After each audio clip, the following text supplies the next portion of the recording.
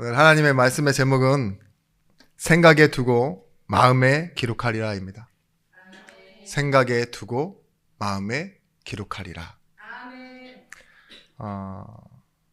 사람의 기억은 행동하고 살아본 것만 기억합니다. 근데 그 기억을 오늘 말씀의 제목이 뭐라고 말하고 있냐? 생각에 두어서 마음에 기록하겠다고. 예배의 승리는 무엇이냐? 우리가 기억해야 될 것이 바뀌는 겁니다. 복음이 없던 우리 이전의 상태는요, 진짜로 말 그대로 살아본 것만, 행동한 것만 기억하고 그 중에서 강렬하게 남는 것만 기억할 수 있는데, 영이신 하나님이 지금 성령으로 우리와 함께 뭘 하느냐? 예배를 통해 하나님의 말씀, 하나님의 마음, 그 하나님의 일하심을 우리의 기억의 인식 속에, 생각 속에 집어넣으시겠다는 겁니다. 계속 말씀드리고 있죠. 이를 보고 하나님의 설득하심이라고 했습니다. 어제 뭐 하셨는지 기억나시나요? 당연히 어제 뭐 했는지는 다 기억나실 거예요. 그런데 하나님은 뭐 하셨습니까? 모르시죠? 여러분이 하나님으로 살아보신 적이 없으셔서 그래요. 난 내가 살아본 것만 기억하는데 하나님은 뭐 하시냐? 우리 안에 함께 계시고 우리를 아시고 또한 우리를 위해 일하십니다. 존 브라이트라는 신학자가 킹덤 오브 갓, 하나님의 나라라는 책에서 성경을 이렇게 얘기합니다. 성경은 1막과 2막이 있다. 1막은 무엇이냐? 우리가 알듯이 이 무고하고 흠없는 어린 양이 인간의 죄를 위해서 대신 죽는, 그래서 그 인간의 죄를 용서해내는 방식을 설명하는 게 1막이라면 신약은 2막이라고 말합니다. 그 2막은 뭐냐? 예수님이 이 땅에 오셔서 인간의 죄를 위해, 죄 없으신 분이지만 우리의 죄를 위해 죽으시고 우리의 죄의 문제를 해결하셨다는 내용. 자, 1막과 2막은 서로 연결점이 없어도 하나의 이야기일 수 있습니다. 그죠? 어린 양의 이야기, 그리고 또 2막은 예수님의 이야기. 근데 이 두 가지 이야기가 합쳐지면은 뭐가 더 구체적이 되어지느냐? 죄 용서에 대한 이야기가 사실적으로 되어진다 이거예요. 그래서 어린 양처럼 예수님이 우리의 죄 문제를 해결하기 위해 오셨구나. 이 부분을 설명하는 게 1막과 2막이라고 이렇게 설명을 했어요. 여러분, 우리가 구약, 올드 테스트먼트, 옛 약속이라는 거죠. 신약은 뉴 테스트먼트, 새 언약이라고 말해요. 근데 이 구약과 새 언약이 단순히 옛 것이고 새 것이다라는 개념이 아니에요. 분명히 두 언약을 나누는 딱 중심에 무엇이 있느냐? 예수 그리스도가 계십니다. 예수 그리스도가 오심으로 인해서 뭐예요? 옛 약속이 폐기되어지는 거예요. 그래서 갱신하는 거죠. 어린 양을 잡던 제사에서 예수 그리스도께서 십자가 지신 그 사건으로 인하여 반복되어지고 반복해야 할 그 일들이 완전히 한 번에 끝나고, 뭐예요? 예수님께서 우리에게 주신 그 언약, 그 말씀이 결국은 지금부터 우리의 인생이 되어지는 것입니다. 왜 이런 부분들을 서론에 말씀드리냐? 지금 다시 한번 말씀드릴 수 있는 건 히브리서 성도들이 이 말씀의 수신자예요. 이 수신자들의 과거가 어땠느냐 기억하고 있는 것들 전부 다 자신들이 행동하고 살아본 것을 기억하고 있는 거예요. 근데 이들이 자꾸 로마의 압제에 의해 또 같은 민족에 의해서 불이익을 당하고 다시 돌아와라라는 그런 배교의 유혹이 있으니까 어떻게 돼요? 흔들리는 상황이 왔다고 했죠. 근데 그렇게 흔들지 않아도요, 지금 이들의 마음이 어떠하냐? 심심해요. 허전한 거예요. 왜 허전하냐?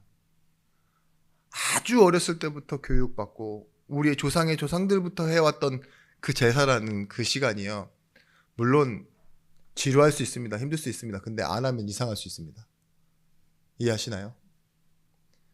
당장 매일 아니면은 뭐 주마다 1년에 한 번 달마다 전제 소재로 드려야 되는 그 제사인데 시간마다 때마다 드리는 거죠. 근데 지금은 예수 믿는데 아무것도 안 해. 누가 계속 핍박하고 그렇게 하니까 나가지도 못해요. 불이익도 있지. 어떤 생각이 드느냐? 나는 그곳에 가서 냄새도 맡고 눈으로 보고 손으로 만져도 보는 그런 실제적인 체험을 하며 살아왔는데 지금 이렇게 벽만 보면서 그래 주는 내 맘에 계셔 이러니까 얼마나 허전하겠습니까? 그죠? 지금 그런 상황인 거예요. 히브리인들이 그리운 거죠. 어떻게 보면 그런 히브리인들에게 오늘 무엇이라고 말하고 있느냐? 어떻게 하면 행위로 만족하는 그런 종교 생활을 넘어서 보이지 않는 영적인 승리 속으로 들어갈 수 있느냐? 오늘 여러분들에게 드리는 질문입니다.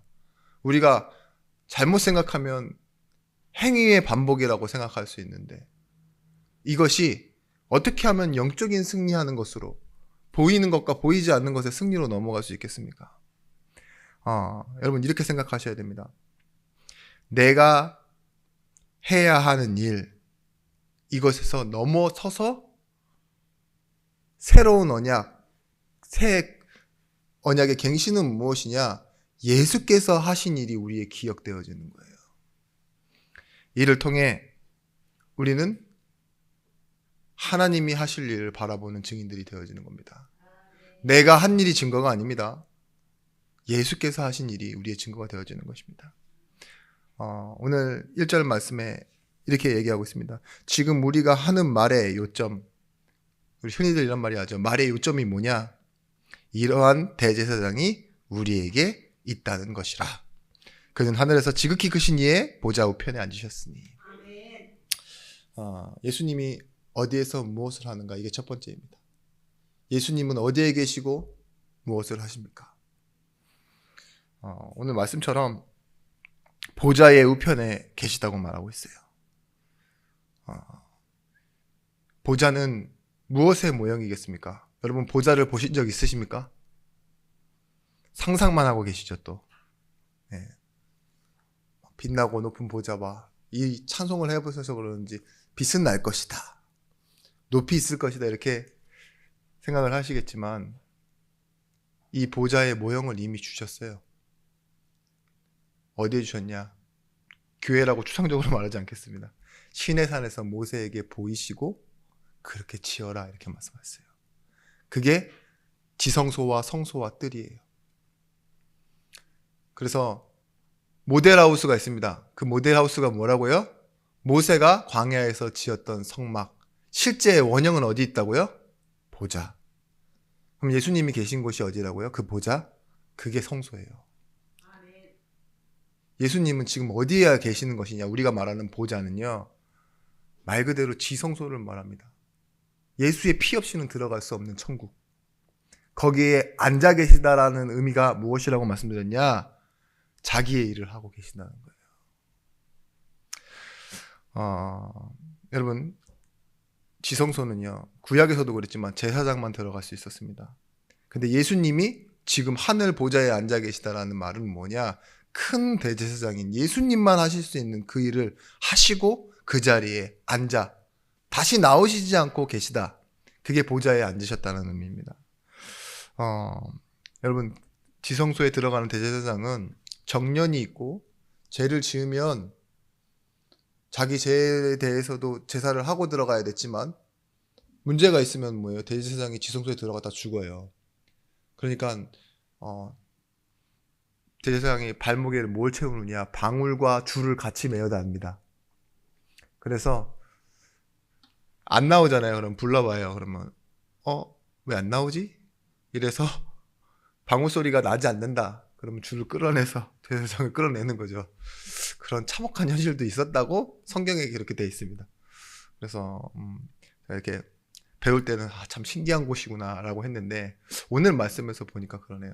아무나 들어갈 수 없는 곳. 왜냐? 하나님이 계신 곳이기에. 사람의 손으로 만들지 않고 오늘 뭐라고 했죠? 하나님이 세우신 곳이라고 말하고 있어요. 근데 그 모형을 어디에 주셨다고 말하고 있냐? 광야의 성막. 그 성막이 변형돼서 어떻게 됐죠? 다윗 시대를 통해서 성전으로 바뀌잖아요. 근데 그런 것처럼 지금 히브리인들은 뭘 바라보고 있냐? 아직 내가 예수를 믿지만 우리랑 좀 다른 게요.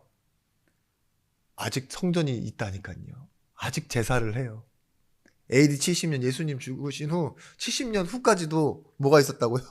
제사를 계속해요. 가야바가 살아있었고 대제사장. 그죠? 예수님을 고발한. 그런 것처럼 눈앞에 있는데 하지 말라고 하니 또 예수만 된다고 하니 이게 무슨 차이인가 고민할 수 있죠. 히브리서 기자가 답을 주고 있습니다. 성소와 참 장막에서 섬기는 이시라. 이 장막은 주께서 세우신 것이요 사람이 세운 것이 아니니라. 성소와 참 장막에서 섬기는 이시라는 뜻이 뭐냐? 예수님이 계속 말씀드렸던 큰 대제사장이시라는 거예요.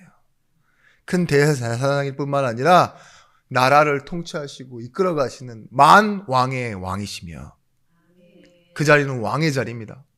그리고 선지자 나로 말미암지 않고는 아버지께로 올 자가 없다 했는데 하나님께로 가는 길을 내시고 길을 만드시고 길이 되신 분, 그분께서 앉으신 곳이 바로 어디냐? 보좌요.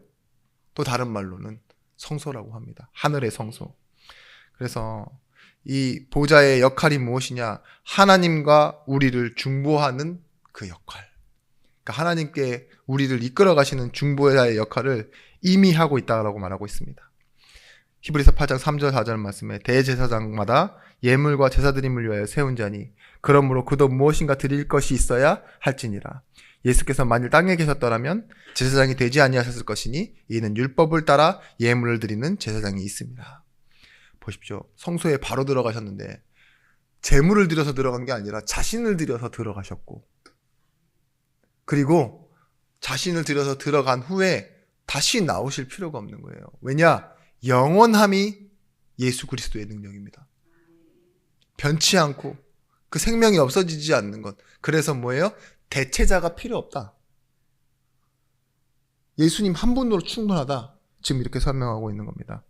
히브리서 9장, 우리 나중에도 나올 거지만 9장 24절의 말씀에 그리스도께서는 참것의 그림자인 손으로 만든 성소에 들어가지 아니하시고 바로 그 하늘로 들어가사 이제 우리를 위하여 하나님 앞에 나타나시고.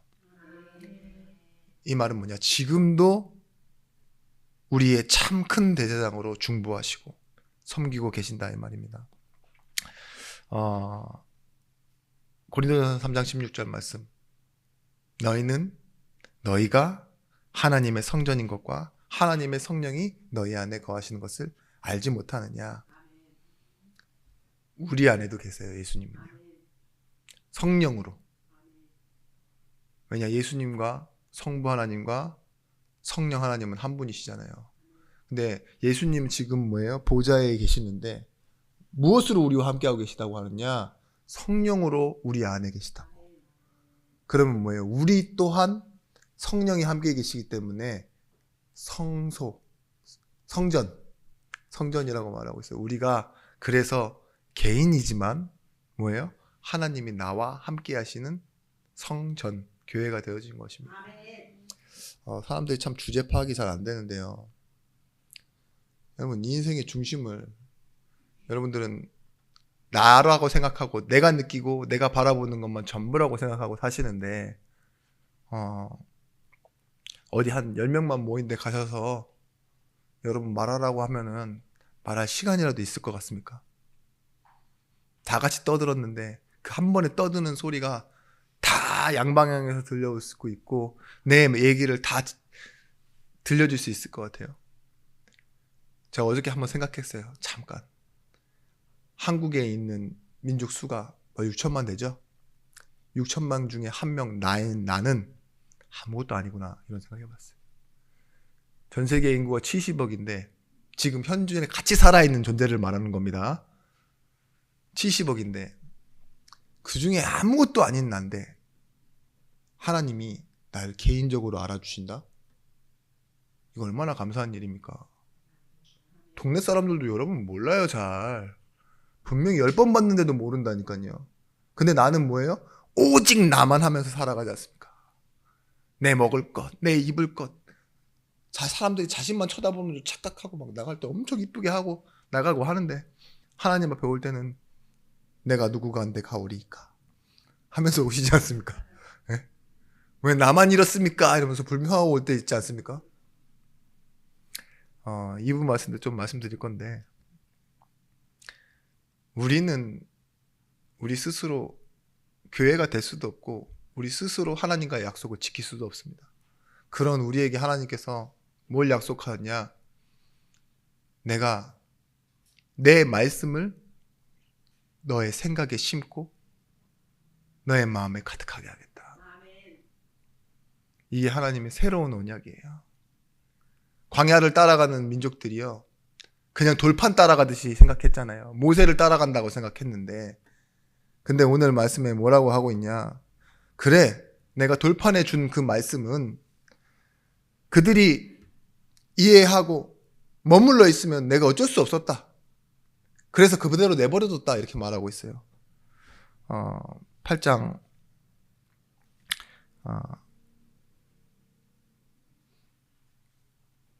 몇 절이죠? 예. 9절 말씀 보시면 내 언약 안에 머물러 있지 아니하므로 내가 그들을 돌보지 아니하였노라 이렇게 말하잖아요. 하반절 말씀에. 근데 10절 말씀에 보면 그날 후에 내가 이스라엘의 집과 맺은 언약은 이것이니 내 법, 내 말씀을 그들의 생각에 두고 그들의 마음에 이것을 기록하리라. 이게 오늘 말씀 제목입니다. 두 번째 우리가 기억해야 될 것은 무엇이냐? 우리에게 있는 더 좋은 언약을 가지고 실상을 바라보라는 겁니다. 실상은 뭐냐? 실제 존재하는 것을 보고 실상이라 그래요. 근데 오늘 이 성경에서 우리와 다른 개념이 있어요. 새 언약, 하나님 보이지 않는 이 언약이 실상이지 눈에 보이는 것은 사라져가는 허상이다라고 말하고 있어요. 오히려 여러분, 우리의 인식체계는 눈에 보이고 내 앞에 있는 게 실상이라고 말하는데 성경은 그 반대의 개념을 얘기하고 있다니까요. 성막처럼 교회도, 오늘 우리에 있는 이 교회당도요, 10년 있으면 20년 있으면 100년 지나면 없어져요. 다른 것이 생길 수 있다니까요. 건물이 헐어서 뭐 바꿔야 될 수도 있고, 그죠? 교회가 남아있다 해도 우리가 없다니까요. 이 100년 후에 이 자리에. 그러니까 우리 인생도 허상인 거예요, 사실. 근데 영원히 있을 것이 뭐죠?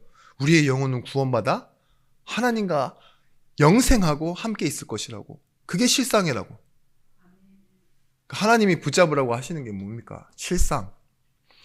그래서 육신은 없어지고 사라질 허상이기에 눈에 보이지 않는 실상을 붙들고 살아가도록 하나님이 지금 우리에게 본질을 알려주고 계신 겁니다. 무슨 옷, 무슨 먹을 것, 어디에 살 것, 그 의식주가요, 우리의 인생의 실상이 되면 안 됩니다. 히브리서 11장 1절 말씀에 믿음은 바라는 것들의 실상이요, 보이지 않는 것들의 증거니. 그래서 이 매일 하는 제사의 반복은 허상이었다. 왜냐? 사라질 것이었기 때문에. 구약이잖아요. 그 허상을 반복했으나 실상 되신 게 왔다. 그것이 뭐냐? 십자가의 완성. 단 한 번이지만 영원히 없어지지 않는 진리요 사실. 그래서 뭘 붙잡아라? 십자가를 붙잡아라. 구약의 내 행위와 눈물, 슬픔, 움직임, 시간이 아니라 하나님이 주신 그 예수 그리스도 통해 이루신 일이 너의 인생이다. 내가 한 것이 아니라 하나님이 하신 일. 그래서 영단번이라고 합니다. 신학적인 용어로 once for all, 한 번으로 완전히 끝내다. 오늘 말씀에 계속 보시면 알겠지만 더 좋은이라는 단어가 많아요. 더 좋은 언약과 더 좋은 보증과 더 좋은 약속이라고. 뭐가 더 좋은 것이냐? 더 이상 요구할 일이 없는 계약이 더 좋은 계약이에요. 하나님 우리에게 더 이상 바라는 게 없고 무엇을 해라고 말하지 않는 것이 더 좋은 보증입니다. 여러분, 계약을 우리가 할 때 더 좋은 계약을 한다 그러면 어떤 계약을 말하나요? 무언가 유익이 얻어져야 더 좋은 계약이라고 해요. 자, 제가 좀 수준이 낮기 때문에 이렇게밖에 생각이 안 나더라고요. 월세 계약을 하던 사람이 드디어 전세 계약으로 바꿨습니다. 더 좋은 계약 맞아요? 네, 맞죠. 일단 사라지는 돈이 없잖아요. 그죠? 네. 전세 계약으로 바꾸는 순간 월세 또 전세를 올려달래. 그럼 어떻게 돼요? 슬프죠. 근데 once for all, 단번에 영원히 끝나는 계약이 있어요. 매매 계약입니다.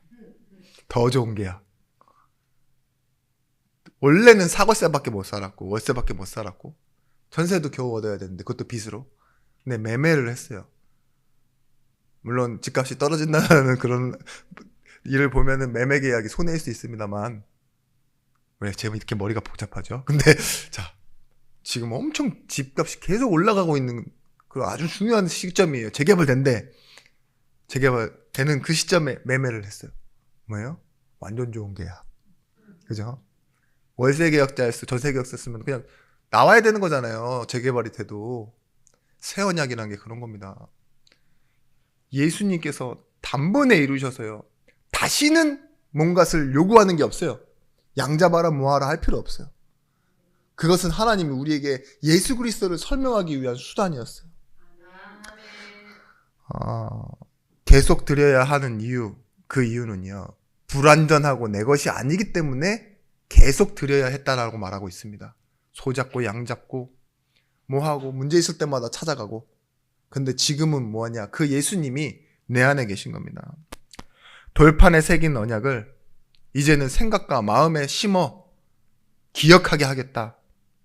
히브리서 8장 9절 말씀, 또 주께서 이르시기를 이 언약은 내가 그들의 열조와 손잡고 애국 땅에서 인도하여 내던 날에 그들의 맺은 언약과 같지 아니하도다. 그들은 내 언약 안에 머물러 있지 아니하므로 내가 그 언약 그들을 돌보지 아니하였노라. 왜 더 좋은 언약이냐? 오늘 11절 말씀처럼 또 각각 자기 나라 사람과 각각 자기 형제를 가르쳐 이르기를 주를 알라 하지 아니할 것은 그들이 작은 자로부터 큰 자까지 나를 다 알미라. 이 말이 뭘까요? 작은 자 큰 자 할 것 없이요.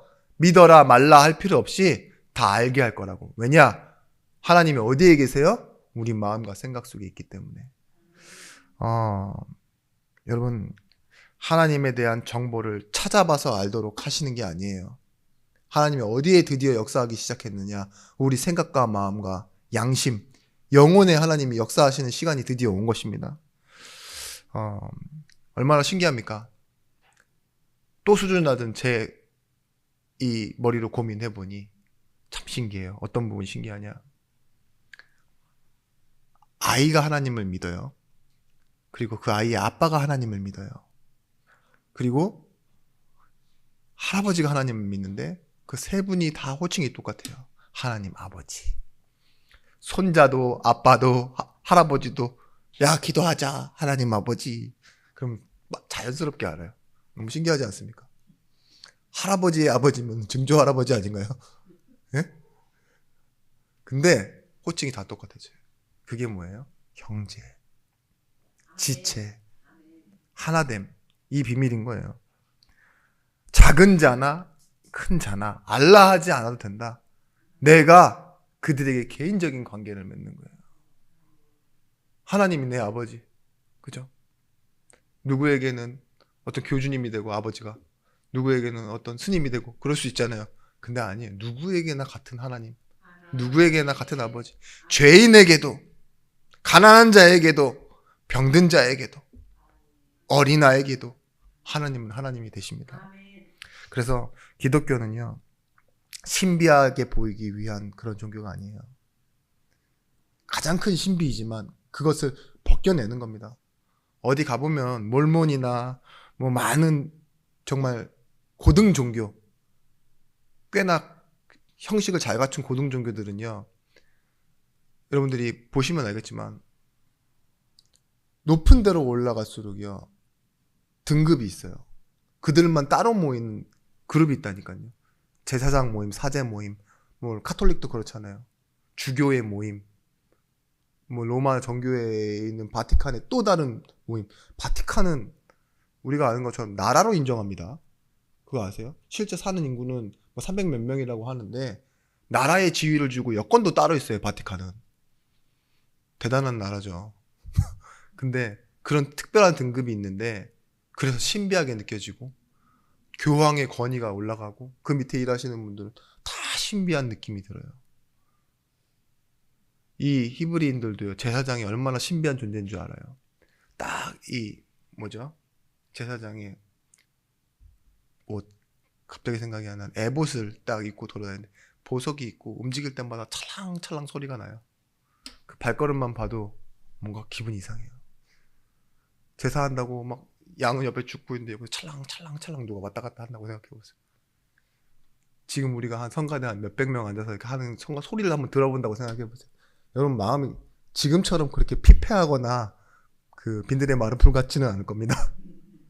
뭔가 촉촉해진다니까요. 그 양이 죽어가는 그 소리와 함께 오늘 하루 뭔가 있잖아요. 이 슬픔을 다 씻어내고 가는 느낌이 날 텐데. 근데 우리는 어떤 단계를 거치지 않고 하나님을 아버지라고 부를 수 있다니까요. 어떤 등급과 신비한 존재가 되지 않고 자격을 갖추지 않아도 하나님 앞에 나아갈 수 있어요. 왜냐? 예수가 먼저 들어가셨습니다. 우리를 중보하시기 위해. 그리고 누구든지 나오라. 하나님이 부르셨어요.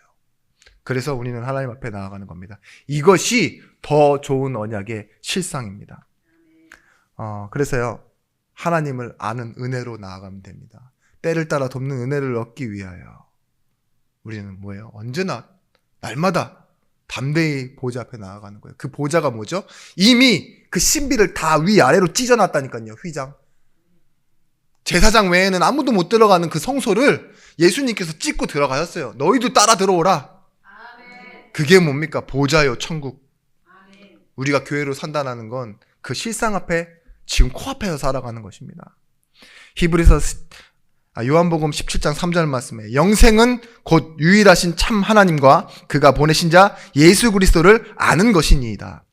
참 하나님과 그가 보내신 자 예수를 아는 것이 영생이래요. 우리는 둘 다 알지 않습니까? 영생을 얻은 자입니다.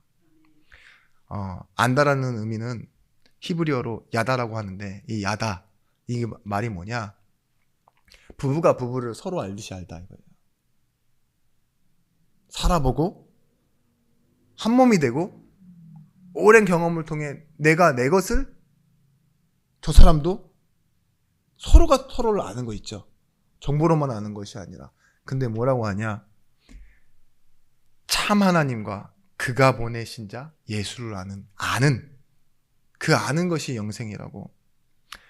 고린도후서 5장 17절 말씀 그런즉 누구든지 그리스도 안에 있으면 새로운 피조물이라. 이전 것은 지났으니 보라 새 것이 되었도다.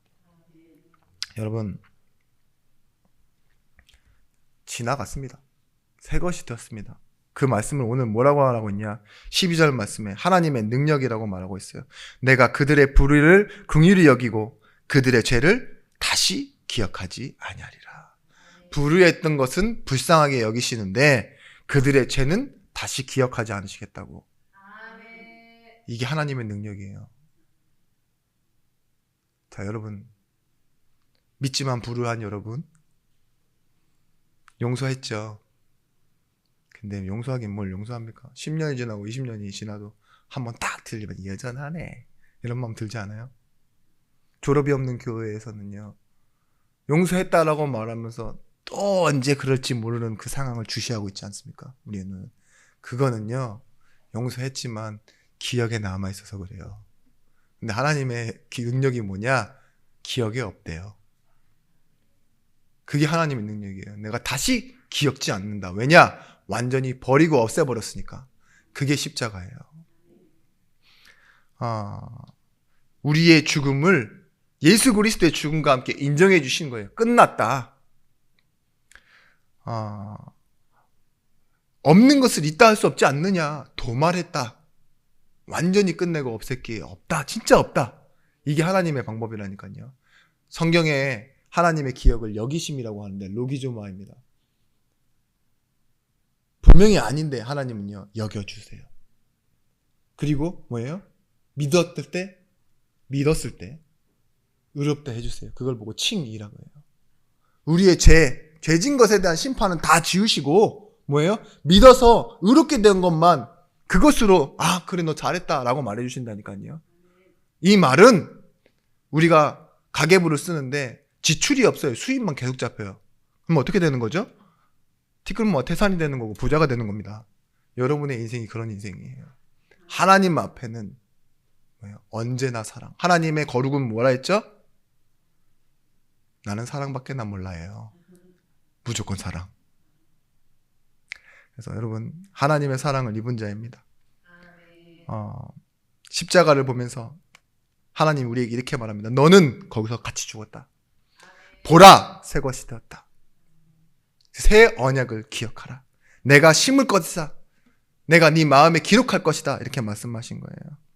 그래서 우리는 더 이상 어떤 자격, 이전에 넘어졌던 것, 실수 그런 거 기억하지 않으셔도 됩니다. 또 반복되어지는 악한 체질들 물론 힘을 얻고 바꿔 나가야겠죠. 그렇지만 다시 시작할 때만큼은 십자가를 붙들고 시작하시면 됩니다. 예수님이 매달려 있지 않은 그 십자가가 왜 기독교의 상징인지 아십니까? 부활하셨기 때문에 그래요. 빈 십자가를 메고 다니는 게 기독교의 상징이에요. 가톨릭의 십자가는 아직 예수님이 매달려 계시잖아요. 그죠? 근데 우리는 끝났고 지금 어디 계세요? 그 예수님은요? 십자가에 매달리셨던 그분? 그래요. 보좌에 계세요. 우리는 그걸 기억해야 돼요. 오늘도 십자가를 붙들고 끝내시길 바랍니다. 결론입니다. 3번이 없다라고 생각하실 텐데 없습니다. 결론 무엇이냐? 새 언약을 붙잡는 시간표 속으로 들어가는 겁니다. 어떻게 하면 새 언약을 붙잡는 시간표 속으로 여러분 들어갈 수 있을까요? 말씀을 많이 들으셔야 되고요. 말씀을 붙잡고 기도하실 때요. 여러분의 마음에 필요한 것이 아니라 하나님의 마음이 느껴질 때 여러분들은 그 하나님의 시간표를 만나게 되실 겁니다. 저도 강단에서 계속 그런 생각을 해요. 내가 어느 순간부터 이렇게 강단에서 여러분에게 말씀 전할 때 진짜 해야 될 말, 배운 것 말고 하나님의 말씀, 하나님의 마음으로 전하기 시작했냐라고 생각해 보니 당연히 하나님이 주신 것들인데 말씀이 생각날 때였어요. 말씀이 계속 내 안에서 내 생각과 만날 때, 그리고 그것으로 기도가 되어질 때. 여러분 우리가 부모로서 자녀에게 뭔가를 가르치잖아요. 근데 시간표가 있어요. 그게 언제냐? 그 가르침과 내 마음을 전달하기 시작할 수 있는 시간표가 언제 찾아오느냐? 먼저는 아이에게 글을 가르쳐야 돼. 글을 모르는데 이 마음을 설명할 수 있는 방법이 없네. 그러니까 뭐예요? 뱃속에 나와서 아직 걷지도 못하는 애한테 계속 엄마는 엄마 해봐 엄마 이래가지고 결국은 뭐죠? 터져 나오게 만들잖아요. 엄마라고. 그리고 뭐 하죠? 한글을 가르치고 많은 단어를 배워서요. 그리고 나서는 결국은 아주 갓난 아이에게도 뭘 계속 만들어가요. 관계 속에서. 약속이란 이런 거다. 그렇게 만들어가요. 아이가 약속을 이해하기 위해서는요. 먼저 뭘 알아야 돼요? 글을 알아야 되고 단어를 이해해야 되잖아요. 그런 것처럼요. 구약이 뭘 설명하느냐. 그 반복되는 행동이요. 사실은요. 마음을 알게 하시려고 하나님. 내 약속이 무엇인지를 알게 하시려고. 처음에는 좀 유치하게 양 잡고 피 흘리고 죽고 끝났다라는 그 개념을요. 어디로 옮겨가시느냐. 이스라엘과 인생의 역사에 심으셔서요. 결국은 십자가라는 것, 하나님의 마음, 예수라는 것, 그 사랑을 설명하시기 위해 그 일들을 이뤄가신 거예요. 여러분 그렇습니다. 우리가 글 배우듯이 마치 정보를 알아가듯이 때로는 말씀 들을 때가 있습니다. 그런데 여러분에게 지금 있는 것은 무엇이냐? 이제는 성령을 우리에게 주셨사오니 이 성령이 빌립보서 1장 6절 말씀처럼 너희 속에 착한 일을 시작하신 이가 언제까지요? 그리스도 예수의 날까지 이루어 가신다고. 모든 지각에 뛰어난 하나님의 평강이 우리의 생각과 마음을 지키시는 그 응답의 자리로 이끌어가고 있습니다. 그래서 광야의 성막, 이것이 뭐냐? 지금 우리 인생의 교회라는 그 마음을 여러분들이 아셔야 돼요. 왜 이스라엘 백성들이 또 텐트 치고 또 텐트 풀고 이 행동을 반복하는데 그때마다 이 자신의 삶의 중심에서요. 집 가운데, 집의 한가운데 있잖아요. 삶의 한가운데 왜 성소를 만들었냐?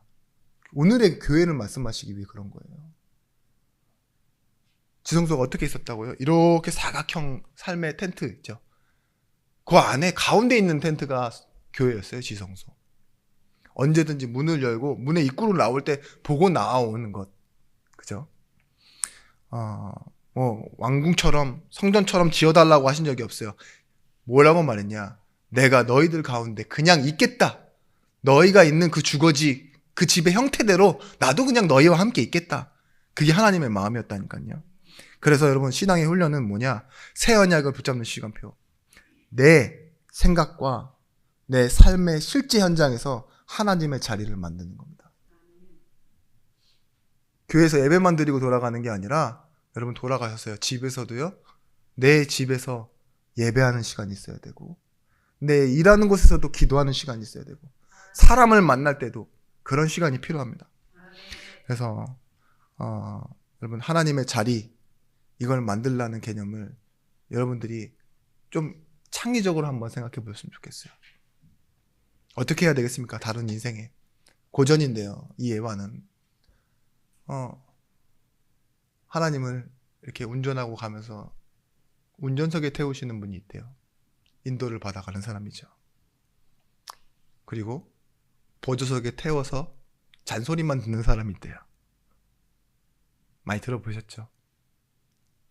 근데 조금 안 될 사람이 있습니다. 예수님을 트렁크에 세운대요. 그래가지고 필요할 때만 잠깐만 나와보세요. 그건 이제 예수님을 함께 하는 게 아니죠. 예수님을 납치한 사람. 우리 인생이 그럴 때다니까요. 우리 인생의 길에서요. 내가 필요할 때만 찾는 예수님입니까? 아니면 운전대를 맡겨드린 인생의 주인으로 모신 분입니까? 진짜 동반자라고 생각해서 옆에 계신 그 예수가 맞냐고요. 오늘 우리 안에 거하시고 우리와 함께 하시는 그 하나님을 임마누엘로 누리시길 바랍니다. 내 의지와 생각대로 되지 않는 일 많습니다. 근데 이 내 마음이 내 것이 아니라 말씀에 붙잡힌 마음이 되도록 하나님의 마음을 아는 응답, 평안으로 우리가 응답받아야겠습니다. 요한복음 14장 26절 27절 말씀. 보혜사 곧 아버지께서 내 이름으로 보내실 성령 그가 모든 것을 가르치시고 내가 너희에게 말한 것을 생각나게 하리라. 여러분 성령이 뭐예요? 가르치시고 말한 모든 것들을 생각나게 하시겠다고 했어요. 우리는 말씀이 미래되어지는 사람입니다. 요한복음 16장 13절 말씀. 그러나 진리의 성령이 오시면 그가 너희를 모든 진리 가운데로 말하지 않고 오직 들은 것을 말하며 장래일을 너희에게 알리시리라. 성령이요. 들은 것, 말씀, 들은 것으로 말하도록 그리고 장래일을 알도록 하나님께서 역사하신다는 거예요. 우리는 막연하고 서로 다른 증거와 소망을 가진 사람이 아닙니다. 기억하십시오. 하나님이 우리에게 주신 증거는 구체적인 증거입니다. 말씀의 증거. 우리의 소망은 다른 증거가 아닌 구체적인 증거, 하나의 증거, 복음의 증거입니다. 그래서 여러분의 생각과 기억에만 있는 그런 잊어질 일이 아니라 여러분 눈앞에서 실제로 성취하시는 분이 하나님이시라는 거. 그래서 여러분이 이 복음의 증인이라는 것을 여러분들이 붙잡고 승리하는 한 주간이 되시길 바랍니다. 기도하겠습니다. 하나님 감사합니다.